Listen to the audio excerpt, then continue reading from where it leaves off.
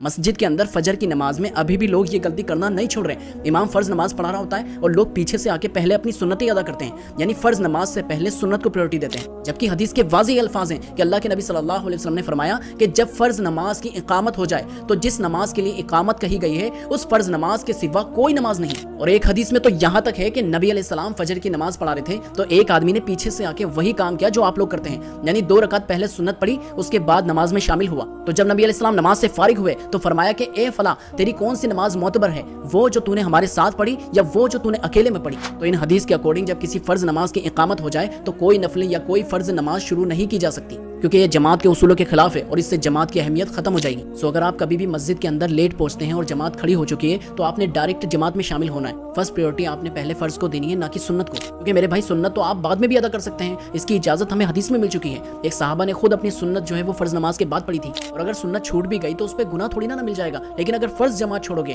تو ظاہر ہے کہ اس پہ تو پکڑ ہو سکتی ہے نا. اب اتنے سارے دلائل سننے اور پڑھنے کے بعد بھی آپ حق بات قبول نہیں کرتے تو پھر تو ظاہر ہے کہ یہ تکبر ہے, یعنی حق بات سے اناد کرنا. پھر تو ظاہر ہے کہ یہی سمجھا جائے گا کہ آپ بھی اپنے بڑے بڑوں کی اندھی تقلید کر رہے ہیں, یعنی جیسے ہمارے باپ دادا کرتے آئے ہیں تو ہم بھی وہی کام کریں گے, نمازی بھی اسی طرح پڑھیں گے, اس سے ہٹ کے نہیں چلیں گے. لیکن یاد رکھیں کہ ایسے ہی لوگوں کے لیے اللہ تعالیٰ نے قرآن میں فرمایا سورہ مائدہ آیت نمبر 104 میں وَإِذَا قِيلَ لَهُمْ تَعَالَوْا إِلَىٰ مَا أَنزَلَ اللَّهُ وَإِلَىٰ الرَّسُولِ, اور جب ان سے کہا جاتا ہے کہ اللہ تعالیٰ نے جو کلام نازل کیا ہے یعنی قرآن, آؤ اس کی طرف اور رسول کی طرف, تو وہ جواب دیتے ہیں کہ قَالُوا حَسْبُنَا مَا وَجَدْنَا عَلَيْهِ آبَاءَنَا, ہمارے لیے تو بس وہی طریقہ کافی ہے جس پر ہم نے اپنے باپ داداؤں کو پایا ہے. پھر اللہ تعالیٰ فرماتا ہے اَوَلَوْ كَانَ آبَاؤُهُمْ لَا يَعْلَمُونَ شَيْئًا وَلَا يَهْتَدُونَ, کہ کیا یہ باپ دادا ہی کی پیروی کیے چلے جائیں گے چاہے وہ کچھ نہ جانتے ہو نہ سیدھے راستے کی ان کو خبر تک ہو. اگرچہ یہ آیت مشرکین مکہ کے لیے نازل کی گئی تھی, لیکن قرآن کی ہر آیت جو ہے وہ قیامت تک ہے, اور جو بھی اس طرح کا کام کرے گا یعنی حق بات آنے کے بعد نہ مانے تو ظاہر ہے کہ یہ آیت پھر اس پر بھی فٹ کی جائے گی.